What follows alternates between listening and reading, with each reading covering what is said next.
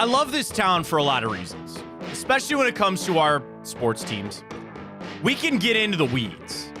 You know, a backup linebacker gets released and everybody tries to tell us why he needs to join the Cleveland Browns.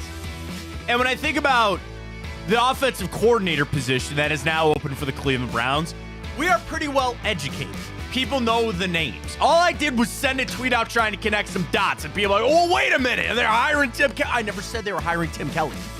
I never said that Kevin Stefanski can't get an offense rolling for Deshaun Watson.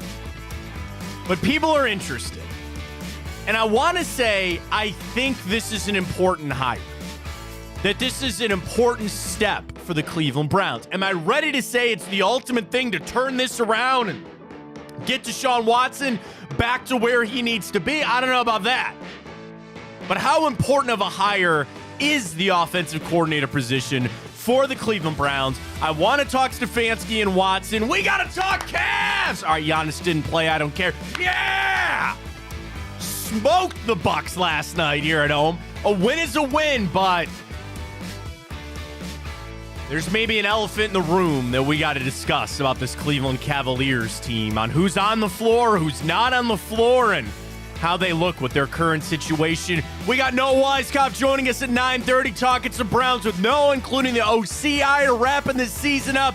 We got the morning update. We got our Typico. We got a boost, baby. We got a boost because we got to get back in the win column. We'll get to all that right here on Big Play. Welcome to the show, everybody. I am Matt Fontana. He is Ryan Tyler. Good morning. Happy to have alongside right here on Big Play. Take you up to 11 o'clock this morning. A lot to get to this morning. A lot of Cavs, a lot of Browns, a lot of what have yous. We jump right into it, talking about the Browns. So I sent this tweet out yesterday about Tim Kelly. And all I was doing was trying to connect some dots to say, here's a guy that is a former offensive coordinator with Deshaun Watson down in Houston when he had his two best seasons. And people go, well, what does that mean? Or first people thought like, oh, wait a minute, they're hiring him. And I'm like, I didn't say that. I didn't say that at all. Then I also want to make it clear that this is still Kevin Stefanski's job. This is still Kevin Stefanski's number one priority. Sorry, I got to finish one thing here. I sent an email.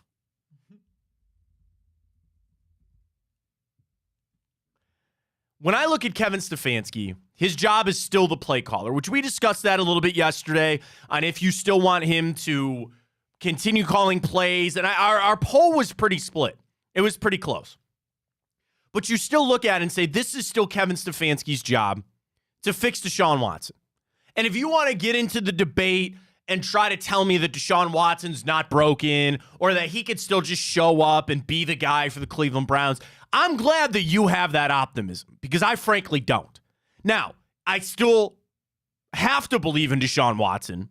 He is your quarterback for this season. You've paid him all that money. Fine. And the Browns' success will be tied to how well Deshaun Watson plays or not. I still put the majority of that on Kevin Stefanski.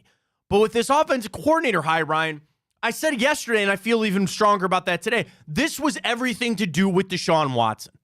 When you hear some of the reports coming out, which we still have not even officially gotten this from the Cleveland Browns, that they've moved on from Alex Van Pelt. But the reports are that they needed a change of direction. You know, there's reports now about Stump being a media leak and whatever happened with T.C. McCartney and whatever happened with those guys, that's aside. And from Jake Trotter, they discussed a repositioning of duties or reassignment of roles with Alex Van Pelt. And he said, you know what? I'm not really interested in that. I'm going to move on, try to find something else. Fine. Amicable split, and you move on forward with that. But when you think about the job that this OC is at, why did you not feel good about it? Why? Because of how the season ended with like Flacco. And listen, stop showing me that D'Amico Ryans clip about, he told, like, they have tendencies. There are people that think that clip was doctored, by the way. If you haven't seen it, D'Amico Ryans sits down with Johnson, right? That was his interception. And it was on the 4th and 2, and he was coaching him up, and he said, watch Flacco's eyes, sit here. He got an interception, he turned it for a pick 6. That's great coaching. Okay, fine. There's tendencies. Everybody has that. Sure, fine, whatever. But the Browns' offense with Flacco seemed to be humming. And I get that one playoff game can cost people their jobs and how things were approached. And maybe that was just the breaking point where everything had been running fine for a month. You had Flacco playing to an nth degree that you never thought he would. And it all came crashing down in the most important game of the year. And changes needed to be made. That I'll buy that narrative, sure. What I really think it is more about is making sure that we are putting Deshaun Watson and this offense in the best position possible for this season coming up, because it is that important. Everything is on this season. Specifically, I think everything is on Deshaun Watson. So if they felt like the current state of the offense was not putting him in the best spot, a change needed to be made. So then how important is this move?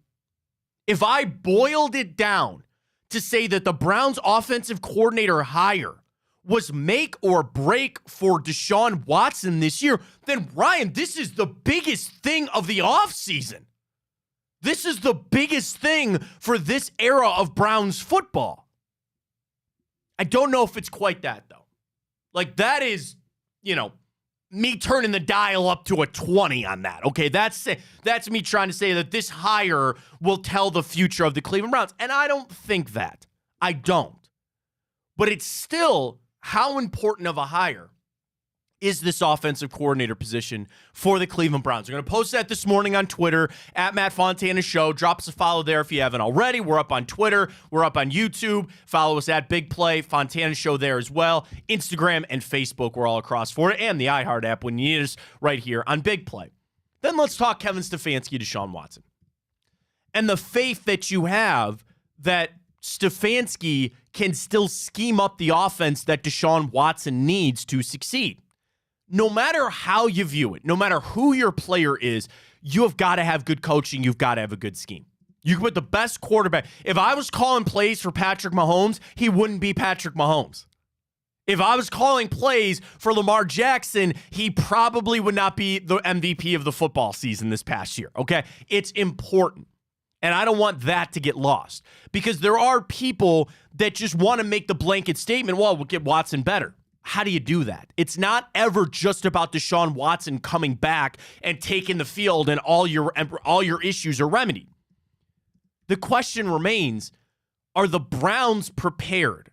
Are the Browns in the right coaching situation to get the most out of Deshaun Watson? And I would say that this OC move is related to that. Now, I got to have confidence that it is going to work, because that's all I got right now. I'm a positive person. I'm optimistic. They're going to make this hire to help further Watson. And that's where I bring in the Tim Kellys of the world. And that's where I know there's names getting thrown around. I know there's a lot of people you can make connections to. I got some people, somebody tweeted me, they go, well, that doesn't work. Deshaun Watson hated Bill O'Brien. What does that have to do with Tim Kelly? He's not Bill O'Brien. He was just the OC there. And people come back with, well, Kelly's under contract with the Tennessee Titans. Yeah, but they're about to hire a new head coach. So he might stay. He might not even be available. I don't know. But when I think about the relationship between Stefanski and Watson, Ryan, I don't have much to grab onto. In the games that Watson has played, he didn't look good. So I would have to believe that the change in philosophy on offense has got to be, well, we got to fix this. Because clearly, what Kevin Stefanski and Alex Van Pelt were doing with Deshaun Watson, I'm going to call it for what it is. You got one good half of football. That's it. And the rest of the time, whether he was injured, whether the scheme wasn't right, I don't know. But I would believe that this move at the OC is them saying from a position of power, this isn't good enough. What we tried to do with Deshaun Watson was not good enough. So with that, we got to make a change to try to support him in any way possible. That's not outlandish. That's how NFL teams work. You get your quarterback who you believe is good, and you do everything you can to support them from a scheme standpoint, from a position standpoint of the other players on offense, from the play calling. It is that important. It's massive. And the belief that Kevin Stefanski will be the guy to fix it, he needed some help. That's what I'm boiling this down to. He needed some help to get Deshaun Watson to the level that they need him to play at.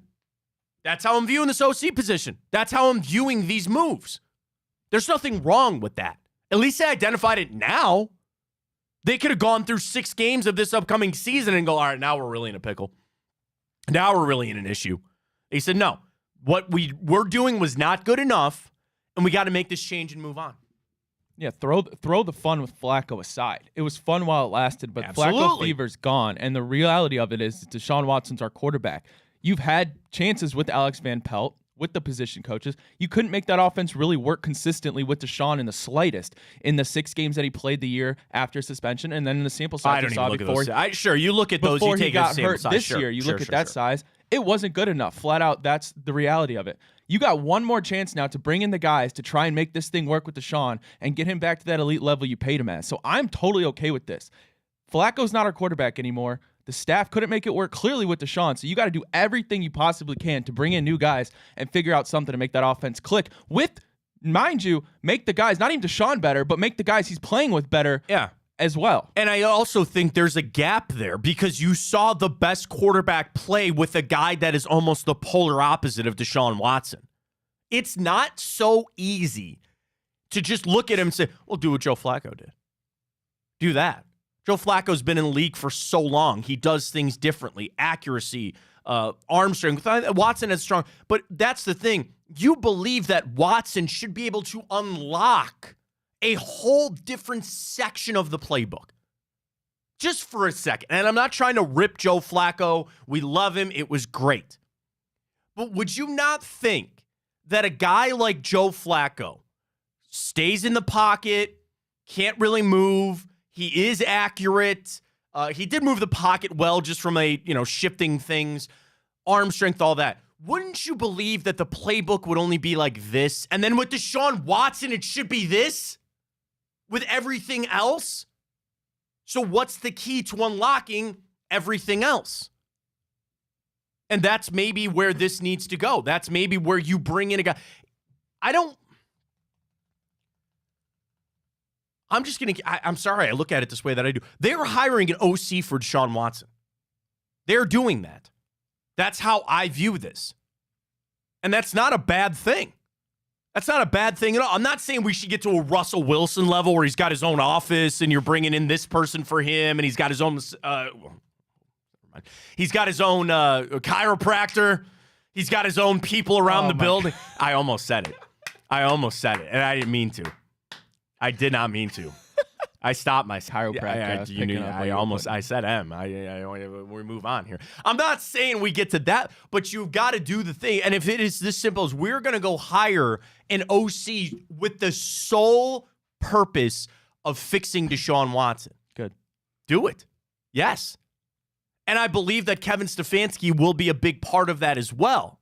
But that's how important this is. So this season, this offseason, how important is that hire? How important is that hire? We posted that at Matt Fontana's show. Vote on that. How important do you believe the hire is for the Browns with this OC position? You can look at it and say, hey, man, this guy's not going to call plays. He's just going to be another cog in the wheel. Or this is truly everything. This is truly everything for the Cleveland Browns when you look at how they're going to fix Deshaun Watson. Ryan, cast your vote, please. How are you viewing this OC hire? Regardless or not if this OC comes in and calls plays or not, or even if Kevin keeps calling the plays, it's still extremely important because you're already in the 3rd year of this massive contract. This is realistically your last chance to get the ship right. I get you have another year on that deal after, but for the team's sake, momentum and faith and hope in that locker room, this is your last year realistically. I don't care how long that deal lasts. After everything we've gone through, this is your last year. So you're bringing in this guy, whether he's playing calls or not, you assume that he's going to be able to help develop Deshaun Watson in this offense with Kevin Stefanski's help and make this thing work. Because if not, you're cooked. Mm-hmm. This is extremely important. That's how I'm voting. This is extremely important because you are on the hair trigger. You're right. This offseason is everything for where this franchise is going, for this era, this regime, I should say. It's everything. So this hire, you have got to knock this out of the park. And it can, and I don't And mind. we just did it on the other side of the ball. Right, and I don't, but that, and even that point, right, how important was that Jim Schwartz hire? Massive. And if you told me that you were going to bring Jim Schwartz in only for Myles Garrett, that's kind of that version. But on this, I don't mind saying it. Go hire an offensive coordinator who has the sole purpose and job of fixing Deshaun Watson. We first have to admit that he's broken. And there are things wrong. Even when he was healthy, even when he was playing, it wasn't what we expected. That's fine. If you want to bury your head in the sand and try to tell me there aren't problems, you're wrong. And if you want to bury your head in the sand and just say, well, we'll fix everything when he comes back, that's not good enough. I do not mind sitting here saying as they approach it, and when they sit down with these candidates, the first question should be, how would you fix Deshaun Watson? I hope you watch tape to prepare for this interview. What would you do to fix him? You want to know what I also thought of too? Which is crazy to go back of a time past. Do you remember when Alex Van Pelt got here? And in the introductory press conference, I'll never forget this. We sat down with him, and in 2 seconds, he identified that Baker Mayfield had sloppy footwork, and they told him to go fix it. And what happened in 2020? Pretty damn good football. It's that kind of stuff that matters, where we were sitting there with Baker for 2 years. And it was just such a revelation in a way that a coach would sit down in his introductory press conference and go, yeah, did you guys not see his footwork? Did you guys see that he was not pointing his toe where he needed it to go? Like little stuff. That's what I'm talking about with a hire like this. I don't mind saying that. And people, oh, you got to worry about the receivers, the offensive. No, you don't. Yeah. No, you don't have somebody to throw it to. No, you don't. No, you don't. Those are the jobs of the assistant coaches. And yes, this all has to come together. Dude, this is huge. I really think that this is going to be a big hire. Now, I'm not going to sit here and try to break down what you can get with Tim Kelly or, with anybody else that might be available or anything like that. That's for the coaches to do. They have this inner working. They know who they're interviewing. They know who it is. Duce Staley was already in the building yesterday in an interview for that running back position. Take him. He was with the Carolina Panthers. I'd take Duce here in a second. The stuff on Stump. And I know Tony Twin. I have the utmost respect for Tony Grossi. I worked with Tony for a long time. He is in the know as much as anybody. And he sent a tweet out yesterday that kind of said that maybe Stump was a victim of he was one of the leaks. I'm not going to comment on that. I will just tell you that in that building, that is one of the things they hate more than anything.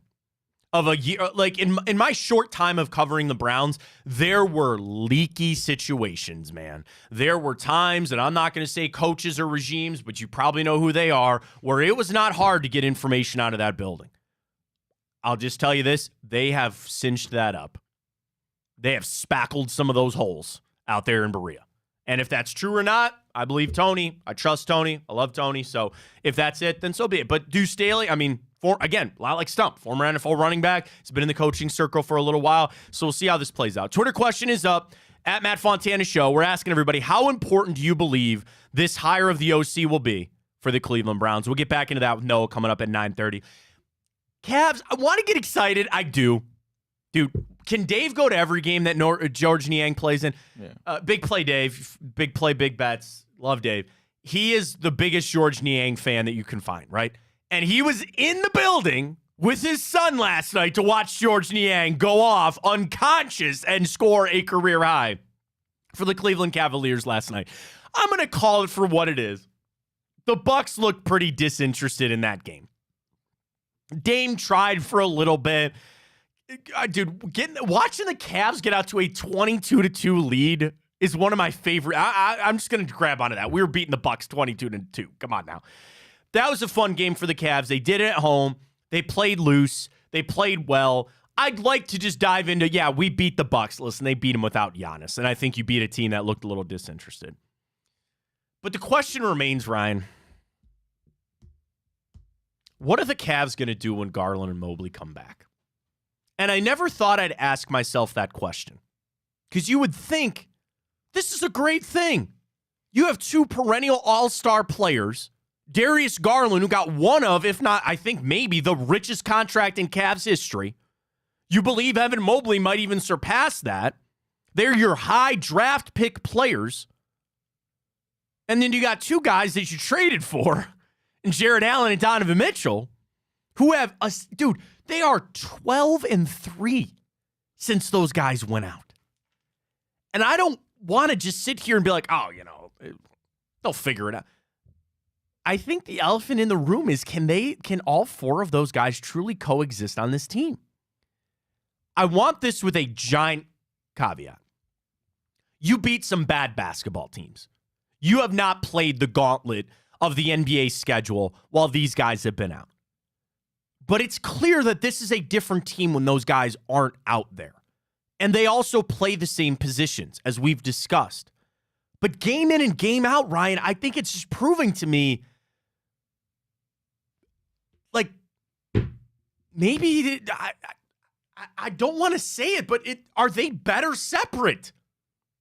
Is it better to just have Mobley and Garland play and then just have Jared Allen and Donovan? The NBA would hate this. We got a brand new protocol. Only two of those four guys are ever going to play. It's either this group or that group, and we'll rotate them on in. Adam Silver would have a heart attack about the sitting of players in the league right now. But I'm just saying, like, when I look at it, I can't help but watch how this team plays when it's just two out of the four.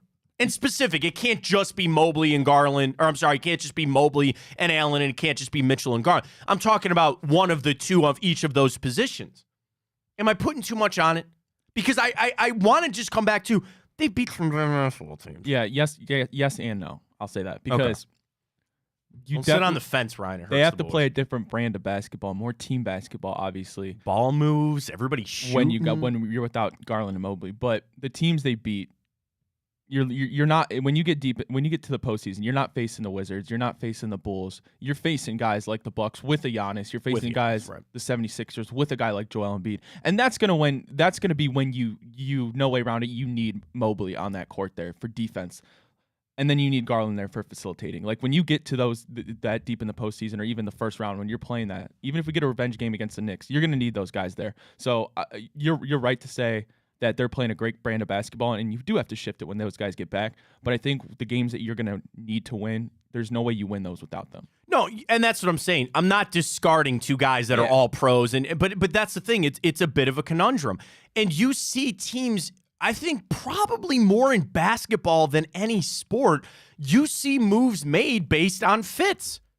And it's not necessarily the talent, because you could tell me that you have this amazing collection of players. But yeah, if they're all the same position, or if they're not running the right offense or how their defense sets up, that's more than any sport. Football, collect as many good guys and figure it out. Baseball, pay as many good guys as you can and you figure it out. Basketball is different.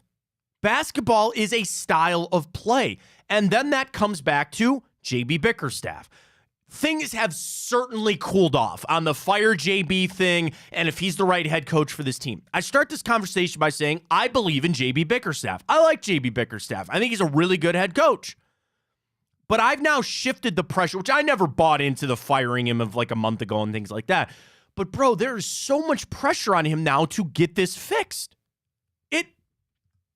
You got these good players, and they play well when they're not all out there together.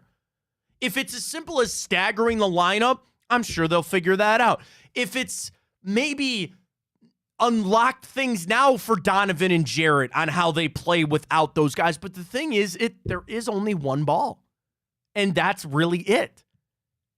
And the best version of the Cavs, you're right, is not just with Donovan and Jarrett. It's got to be with Mobley and Garland, but they got to figure out what that looks like. And I don't even want to tell you the text I sent last night. Because my buddy Nick, one of my good friends, Nick, he's a giant Cavs fan, massive Cavs fan, and a Steelers fan, but we'll pass on that. That's okay. And we text almost every night. How does that work? His Pittsburgh doesn't have a basketball Well, his family is from Pittsburgh, but he's a lifelong Clevelander. So he's a diehard Ohio State fan, a diehard Cavs fan, roots for the Guardians, and then he roots for Pittsburgh because his family's from Pittsburgh. But not the Pirates? Not the Pirates. Not the Pirates. He's Cleveland through and through other than that. So he's a giant Cavs fan. So we text almost every night that they play. And we talked about Jared Allen. 21 last night, 9 of 15 shooting. Even a little range there from Jared. I know Doherty was saying back up, take the 3, young man. He still missed a decent amount at the rim. That's all right. He is improving his or trade stock. If you really wanted to go down that path, which I don't think that's where the Cavs want to go, but at least it is opening that door up. And I'm not trying to ring in the bell to start trading Jared Allen. That's not what I'm saying. But if the Cavs do feel like they got too many guys and they can't make this work, then somebody's going to have to go. Who on that list is the one that would go? It would be Jared Allen. And I know Donovan Mitchell with his contract situation, I've come full circle on that. I'm back out to the other side. Sign him to an extension. I don't think he's going anywhere. Isn't that crazy how that works out? I know. Life's a funny thing, man.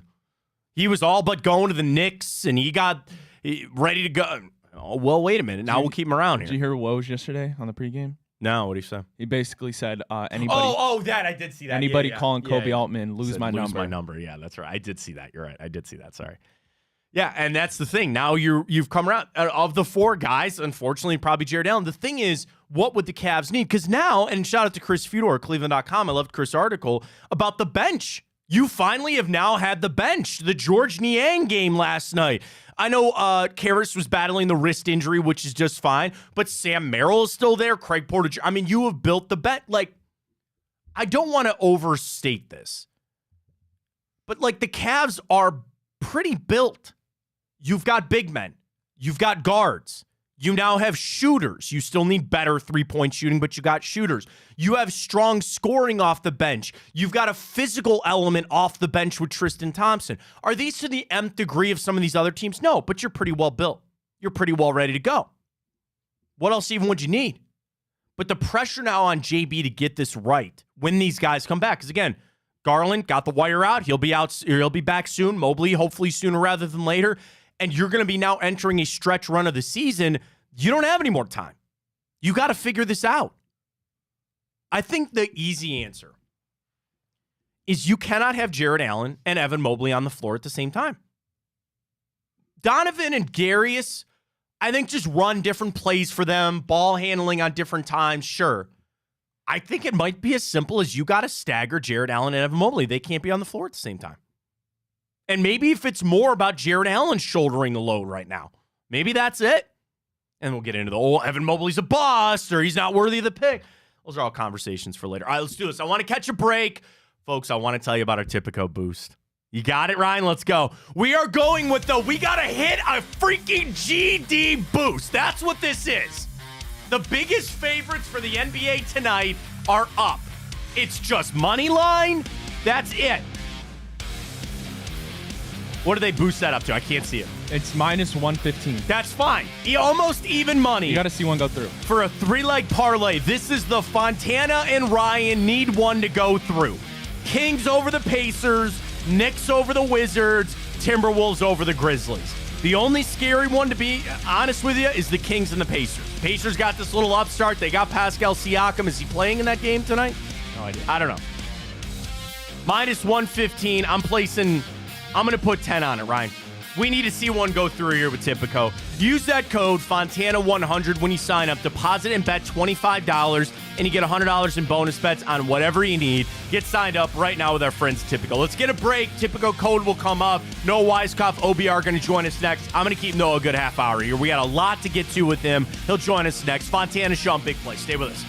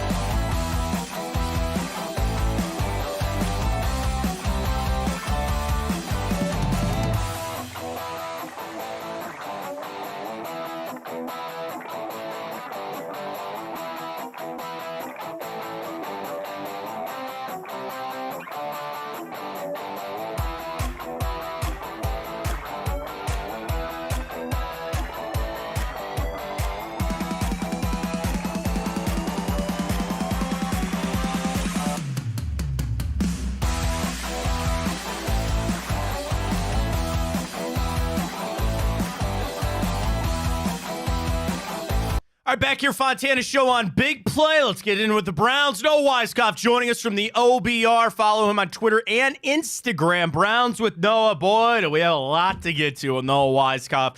No, I want to go back to how the season ended because we haven't obviously talked to you since the Browns lost on Saturday. And just how that game went, nobody really saw it coming, and I just the Browns' offense, it just seemed like ran out of magic. I don't know. They were schemed up well. C.J. Stroud had a hell of a game. What were some of your biggest takeaways from that game back on Saturday? Yeah, C.J. Stroud was the biggest thing, obviously, and this is something that we talked about heading in, is how special he really is, his ability to put the ball right where it needs to be, and this goes back to, in college at Ohio State. And in covering him, even at Ohio State, it's like you've never seen, especially in college, a guy that's able to put the ball on the money every time, no matter if it's on his back foot, on the run, no matter where he is in the pocket. It is really remarkable. And I think that genuinely he's a top 5 quarterback already in the NFL after his rookie season. And I know, like I mentioned last week on the show before the game, is he really can make himself look like he's a 10-year veteran in there. He doesn't make any ill-advised throws. He doesn't do anything too crazy, and I know that's what like a guy like Joe Flacco was doing heading in, and I think just an unfortunate series of events. I know that I saw a clip of D'Amico Ryans telling, I think it was Christian Harris who got that pick on Flacco, was kind of coaching him up and telling him exactly where to go and guaranteeing him an interception. So honestly, I think they got out coached. It looked like they just got out efforted as well. It just looked like they got outplayed on every aspect, and it honestly just looked like the Texans wanted it more. No, we asked this question earlier in the week. Do you still view this as a successful season for the Browns? I think so, all things considered, and you get that wild card spot. I know in a lot of other divisions they could have been the division winners. With how tough the AFC North is, it's very unfortunate. But I think so, given all the injuries as well. You got to get healthy going in to this offseason and heading into next year's training camp and stuff like that. But I think that also gives you an opportunity to not only reflect on what you can be much better in, and there's a lot of room for improvement, but also gives you a chance to, get other guys in the building, some outside faces, which they're doing now, give you some other perspectives and, truly look and see how you can become a high-powered offense and maintain your defense. Let's talk about that, Noah. How shocked were you with the moves this week, specifically with Alex Van Pelt leaving as the offensive coordinator? Moderately shocked. I think that the offense has been pretty consistent for his time in Cleveland. I haven't seen anything that's like he really developed this, or, it's just been pretty straightforward. I think that the goal here is to get either someone that's really comfortable with Deshaun Watson that maybe he's worked with in the past, or, one of those younger up-and-coming guys that has a lower position with another team. And I think that it'll be really interesting to see. Kevin Stefanski's been very adamant about play calling. And if he brings in a young mind to come in that offensive coordinator spot, who's eventually going to, hopefully for them, work up and become a head coach, he's going to need to be calling plays. So we'll see if he goes that route with a younger guy, and it'll be super interesting, like I said, to see if that guy's going to be calling plays or Kevin Stefanski's going to hold on to that one. And then speaking of that, because, Noah, we got into the conversation this morning about the importance of this hire. I'm going to put everything on this OC and have the opinion they've got to fix Deshaun Watson. And I know that's the job still of Kevin Stefanski. This whole season rides on Deshaun Watson. I don't think he looked good in the games, even when he was healthy and playing. And I don't know this, so it's really hard for me to say, but I believe there might be a little philosophical difference between what Kevin Stefanski and maybe Alex Van Pelt wanted to run or what they're good at calling versus what Deshaun Watson is really good at or what he needs. There was a misconnection there. Maybe Stefanski says, okay, to help bridge that gap, we need to bring in a new OC, maybe somebody that's got room or a past with Deshaun Watson or not. I don't know on all that, but the disconnect maybe is something that's there. And that's why I look at this OC and I'm sorry, man, I got to put this on to say this has got to be a hire all about Deshaun Watson. Yeah, I don't know how much disconnect there was, but like you said, I think that the key here is getting an offensive coordinator that's A, comfortable with Deshaun, and B, able to just get consistency, right? We saw this year with Deshaun. He was very flashy. He had great moments. He had horrible moments. So I think it's really trying to get consistency, get that above average quarterback play that he's capable of, And, a couple names, I don't know if you want to get into candidates, come Oh, to mind sure. Yeah, already. absolutely. I think Robinson. Mm-hmm. Zach Robinson with the Rams. That would be an upgrade. I think he's the passing game coordinator or QB coach right now. But I think that would be a case where you probably have to let him call plays. Right. I don't know how much sense it would make for him to take an upgrade with not calling plays. So I think that one would make sense. And then another one is Tim Kelly, the OC for the Titans, who they just let go of Vrabel. I know that he coached Deshaun in Houston for his best statistical season. So there's already some connect there. And I do think that Deshaun will have a little bit of say in this offensive coordinator job opening. Noah Weiskopf joining us, OBR. Follow him on Twitter at Browns with Noah. Do you want Stefanski to keep calling plays? That was our question yesterday. I said yes. I think that's what he's good at. That's why he's here. And the OC can be here to help, supplement where needed or bring a fresh view. Or I really kind of almost view the OC thing too as, Van Pelt's been here for so long. It's almost like Stefanski squeezed all the juice out of that, right? And now it's, hey, I want to bring somebody in with a fresh mind or a fresh view on this thing. Everybody freaks out about the pre-snap motion, about how the Browns never did that, and maybe something new. But the question remains, though, Noah, is it in the best interest for the Browns, or do you want Kevin Stefanski to keep calling plays? Yeah, I think that can honestly go either way. I think that, as you mentioned, the offensive coordinator could work with Kevin Stefanski. It's like a joint thing for Stefanski to keep calling plays, but I think it could work the other way as well. I think that Kevin Stefanski can, kind of put all of his knowledge into the offensive coordinator and watch him for the preseason and then, kind of develop him into that next big play caller and then hopefully head coach for that candidate, whoever that might be. But yeah, like you said, I think that either makes sense. I think that Alex Van Pelt, it almost seems as if it's like more of a high-powered thing. Like, I don't know exactly how to explain it, but the offenses develop every year. They get better around the league. It's a passing league. You want that younger guy who has that experience in an offense, especially going with Zach Robinson, like the Rams, right? You have this high-powered offense. You have it. It's constantly developing. Well, no, I'll tell you what. I get where you're going, because it's almost like in today's NFL. And not to be old man, get off my lawn, but this is not, the old generation of football. And even I think it's just changed in the past 10 years. And why has it changed? Guys like Andy Reid, Kyle Shanahan, and Sean McVay. What did every team go do? Well, we need one of these guys off the Shanahan, Reid, and Sean McVay tree, which seems to be what has just, catapulted across the league, trying to get these guys that are all off of this mindset and these offensive type of views. So I get where you're going, where that is today's NFL. That is today's type of offense. I don't know why. I kind of picture it like when you're in school. And here's a new updated version of the book that you got to buy for advanced biology, 101 biology in college, right? Well, there was a book that we read 15 years ago. Well, now they put a new volume out and they've updated some of their stuff. That's really how I view offenses in today's NFL. And you want to be on the updated version of what people are running. 100%. Those next big head coaches are always the ones that come off of those Kyle Shanahan, Sean McVay, Andy Reid coaching trees. And I know especially with Kevin Stefanski, he runs a very similar style as a Sean McVay, a Kyle Shanahan. And I know that, to me at least, it's looked like it hasn't been modernized, Kevin Stefanski. And I think that a new mind can come in and sort of modernize that a little bit more for you, develop a bigger passing game. And I think that along with that, you can look at getting another wide receiver in the offseason in whatever way that might be, and to continue to develop the guys you already have, like Cedric Tillman, and try to get all those guys involved and see what you have in a passing game led by Deshaun Watson, and then a running game that will complement that with Nick Chubb coming back. Noah Weiskopf, OBR with us.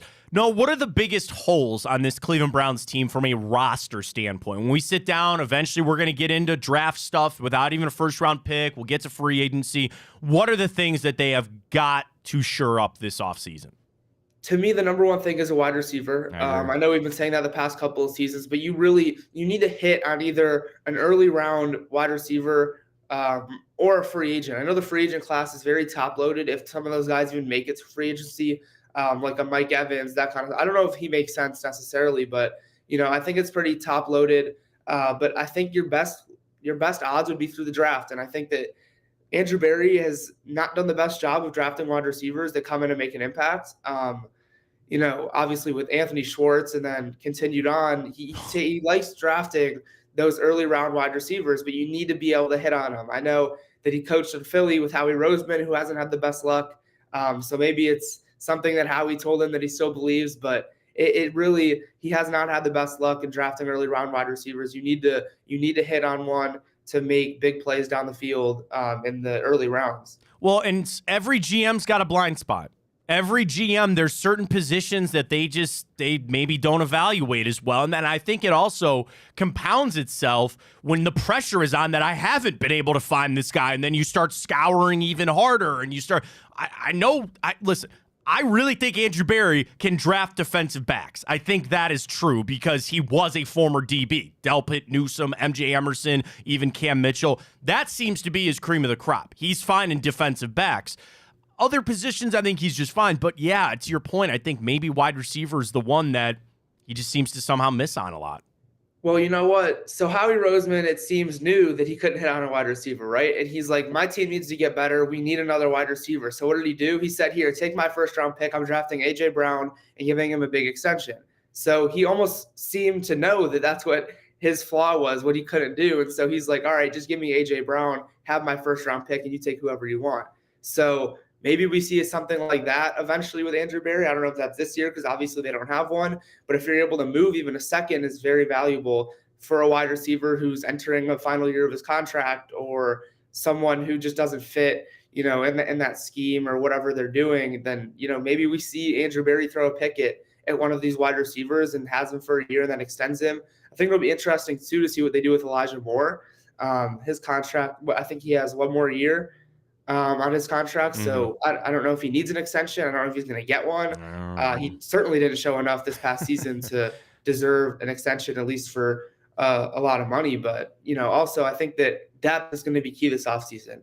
I got the Browns a little breaking news. Their injuries and stuff like that and what they had to go through and going down to their fourth and fifth tackles.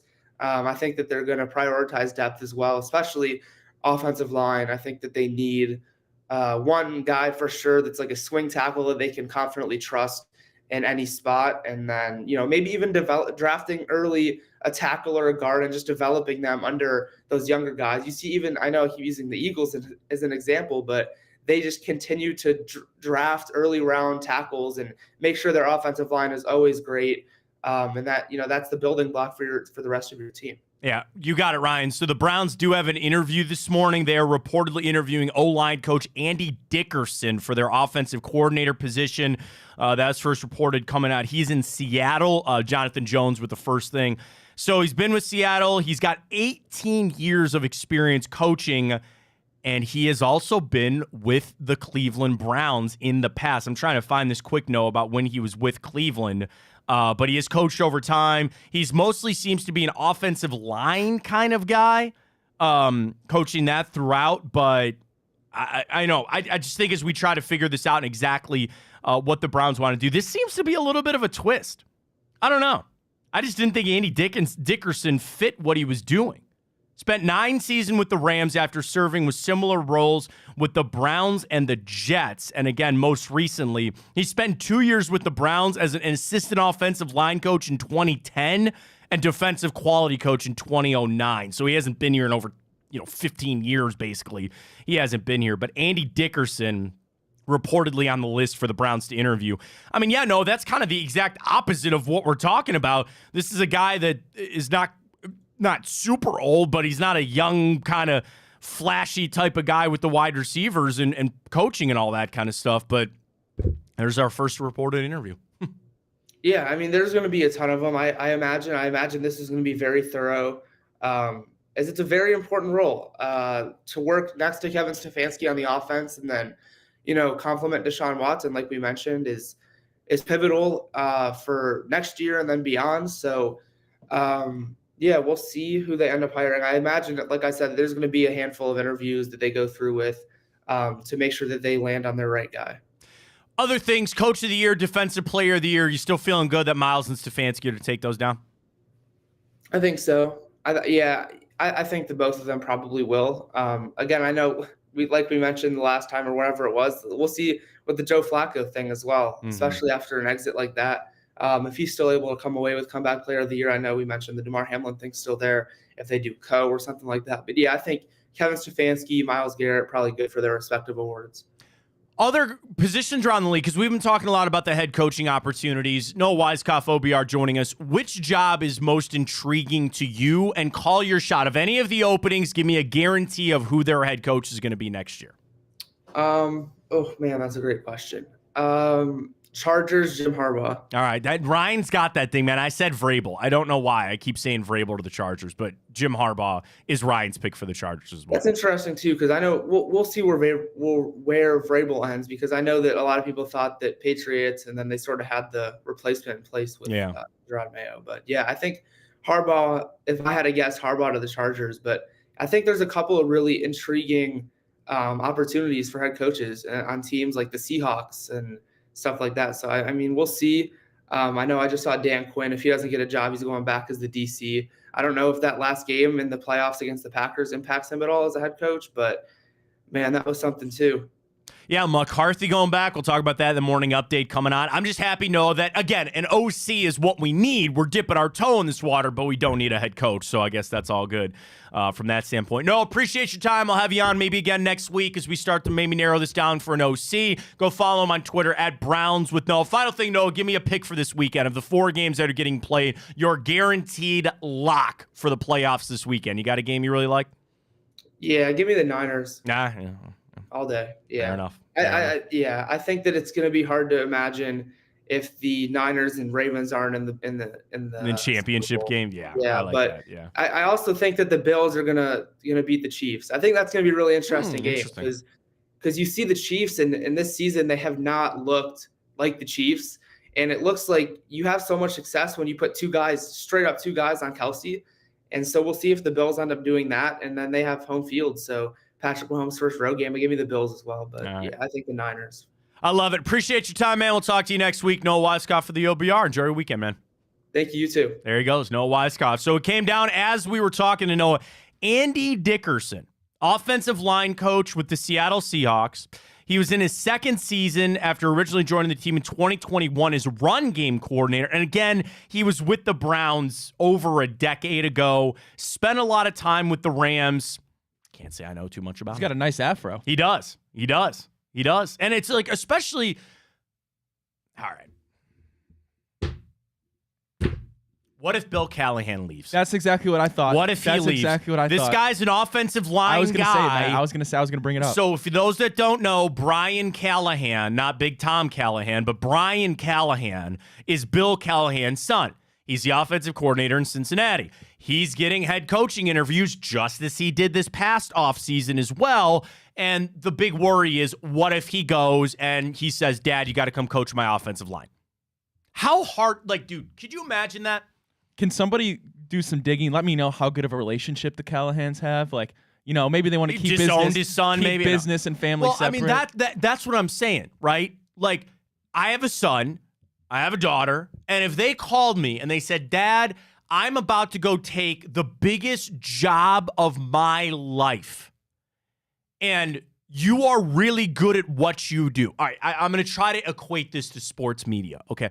My son or daughter, they become the head of Fox, the head of ESPN. They take over CBS, and they say, I need you to come host this show because I need the ratings boost. You are good at what you do, and this is going to help me do my job. How would I tell my child no? Now, the thing is, I'm under contract. I really like what I'm doing. I'm in a good spot as it is. And, there's a little element of your children going out and kind of making it on their own or forging their own path and things like that. But, Ryan, I wouldn't tell my kid no. There's no way that I would tell my son or my daughter no if they came asking for my help in my area of expertise. I'm telling you this, I would just pray, and I hate doing this, just pray that Brian Callahan doesn't get a job. Because I think that is, that's a hard conversation to be had. Now, at this point, this is just an interview. let's call it for what it is. This is just an interview. And this comes back to, I think, even a bigger picture of how the Browns are approaching this. Are they going to interview cast a wide net and interview a vast different amount of people to get all their thoughts on how would you approach this? And we know that with the Browns. They like doing that. From how smart those people are in that building, the analytic approach, they're going to cast a wide net. And maybe there's something about Andy Dickerson that they find really interesting and they want to get his views on offensive line play or get his views as an offense coordinator. The one thing is, Ryan, and maybe we're burying the lead on all this, he's never called plays. He has never called plays. So if that's the role that he's been in for the majority of his career, you would believe that he's not coming in here to call plays. So if that's, and again, this is the first domino. I would expect many more to come through for the Cleveland Browns. But if we just start right there, this is a guy that is not called plays anymore. Maybe that's what the Browns are not searching for then. Yeah, that was super interesting. It made my ears perk up when Noah said that because I wanted to ask him, but I didn't get a chance, but it's okay. I want to know how limited he thinks that draws the candidate pool down, the fact that there's guys that want that ability to play calls because their ultimate goal is to work their way up that totem pole to the top, being that head coach position.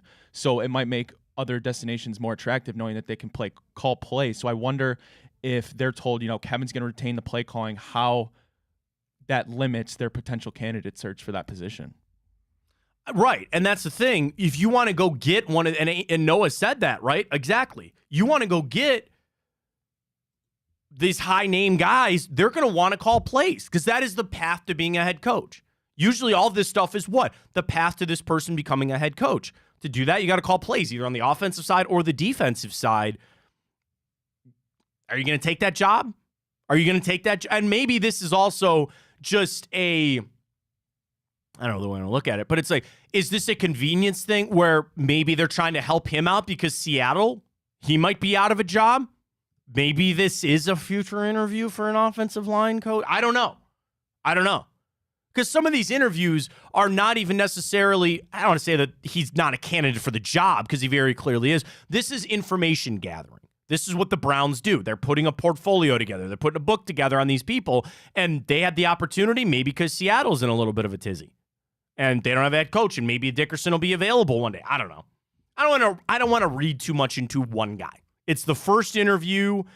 It's the first option. He was available maybe because of what's going on in Seattle, but that's it. And that's maybe what it is. But I'm going to look to the first thing and say he's never called plays, so maybe that's where the Browns are going. Yeah, people are already up in arms on Twitter, of course. About Callahan? Just about saying this candidate isn't serious. No, I mean, I know it's people pretending they know what they well, that's what I'm saying is nobody knows what the Browns are actually looking for. Yeah, no, nobody knows what they're talking about. And again, if you want to try to make the connection to Bill Callahan leaving, I would have that real fear. Yeah. I would have that real fear. Why? And people, because we are conditioned that you're going to have a name, that you're going to get a Kellen Moore, you're going to get Zach Robinson, you're going to get some name. It doesn't have to be that. And especially, there's a good chance, there's a better than not chance Kevin Stefanski's still calling plays for this team next year. So this position, while I have dubbed it vitally important to get right, he's still not calling plays. It's still on Kevin Stefanski. The other thing, he's not even like a quarterback guy. He's a line guy. So going back to my statements that this is all about Deshaun Watson, I would view this OC hire as everything for Watson. This is like the polar opposite of that. It's just the first interview, folks. It's just the first one. Yeah, relax. It's all right. They'll have more people. There'll be more names that come out. There's nothing you got to worry about with that. There's going to be other guys that they interview, I guarantee you. All right, hour 2 upon us coming up. Let's get to the morning update. We've got some news out of Dallas. McCarthy is good. Dan Quinn might go back there. We've got our first interview for the Browns OC position. We'll get back into the Cavs as well. Donovan Mitchell out there on Twitter making his case for Jared Allen to make the All-Star team. I'm assuming Donovan would love somebody to go with him from the Cavs. He's going to go.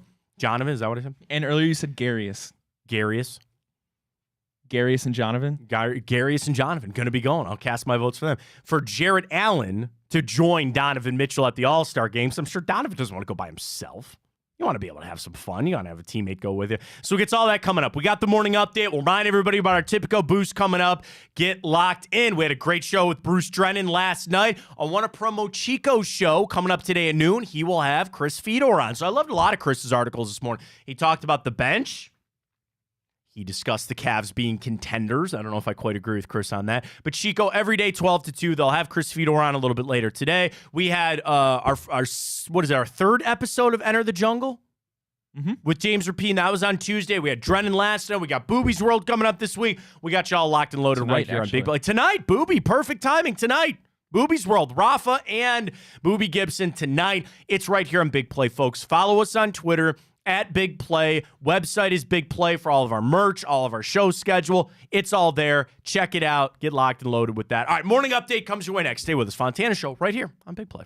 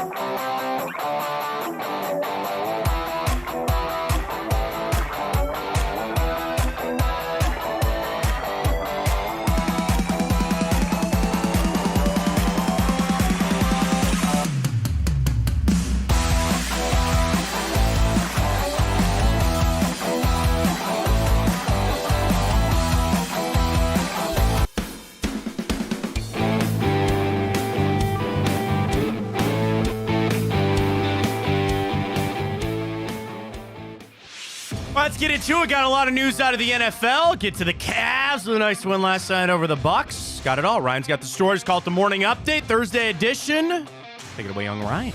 All right, Matt. Well, some breaking news here this morning for the Browns. They are hosting Andy Dickerson, Seahawks offensive line coach, as a potential candidate to fill that absence. His Google searches have never been as high as they were about 10 minutes ago He's when trending. Andy Dickerson came out. Because every Brown says, like, who? What? Trending on Brown's Twitter for sure, but he is a candidate. Is he really trending already on Twitter? No, I'm just messing around. I'm sure he will be soon. I'm sure he will be, yeah. But he is interviewing for the absent offensive coordinator position. Yeah, I mean, again, I did what a lot of Browns fans did. I did a quick Google. He was here years ago, offensive line guy. I mean, again, you had the tweet, Ryan. Does that insert your fear about Bill Callahan leaving? If his son takes a job somewhere, would he go to coach the offensive line there? And you could say, yes, he's under contract, talking about Bill Callahan, but if they slapped on some additional role, I'm going to Google Bill Callahan right now. I want to pull up the Browns website. This is straight from clevelandbrowns.com. He is just the offensive line coach. He's not assistant head coach. He's not associate head coach. He's not run game coordinator. None of that. So the workaround, which, by the way, they still have Alex Van Pelt and Stump Mitchell on the team website because they've not officially announced anything. They could work around it if he wanted to leave by getting an elevation of roles. And again, name him an associate head coach. Now, the Browns could come straight back and just say, all right, you're now the associate head coach. Here's more money. It's just such a, that's a hard thing. That's a really tough thing to go back and forth on. That being said, can I also bring up another name? Just talking about Bill Callahan for a second. There's a guy named Scott Peters. And the funniest thing about Bill Callahan and Scott Peters is this. Scott Peters played in the NFL. He was an offensive lineman in the NFL. He played from 7 seasons after being a 4th-round draft pick. Scott Peters looks like an NFL offensive lineman. He is jacked out of his mind. He's probably 6'4", 6'5". He looks like a guy that coaches offensive line. And then you look at Bill Callahan at 67 years old. He's kind of a shorter guy. He does not look like what you would assume a master at the offensive line position would be. It's just that dichotomy. It's a little bit interesting. So I say that to say this. I don't want Bill Callahan to leave. But Scott Peters is also really good at what he does. And if you just needed to elevate him, there you go. And also, let's call it for what it is. Some of the hay in the barn. Have you got these guys to a level? Wyatt Teller, who you hope to keep around, Posick and Batonio's going to come back. You still need to work with Dwan Jones. I don't want Bill Callahan to leave. But if he did, I would believe that Scott Peters would do just a fine job filling in there. The thing is, this is just the first interview. And the other thing the Browns have got to navigate is when these guys are available. For all we know, yesterday, they called 15 different coaches. And they said, we'd like to interview for our vacant OC position. Number one, some of them probably said, I'm good, right? They have other interviews lined up. Maybe they don't want to come to Cleveland. They don't think they're going to call plays. So that list gets pared down, number one, because some guys just maybe don't want to interview. Number two, there are coaches that are interviewing for other positions, or dare I say, are still in the playoffs. And you got to jump through hoops on when they can make it to Cleveland or when can you get on a Zoom call and all that other kind of stuff. So it's not quite as easy as just calling everybody, saying, getting on a plane and come to Cleveland, we'll interview. This is the first of what I assume will be a few. There are some opportunities where this guy comes in and slam it and done. We always wanted this guy. They want to come here, sign him up, and we're good to go. I assume this might take a week or two. I think this is going to take a little time for the Cleveland Browns. So step one is Andy Dickerson. What do I know about him? He's an offensive line guy. He's not called plays in the NFL in the past. They want to get his thoughts on some things. Maybe he's the hire. I don't know. I'm not really going to overreact to it. We'll see how it plays out.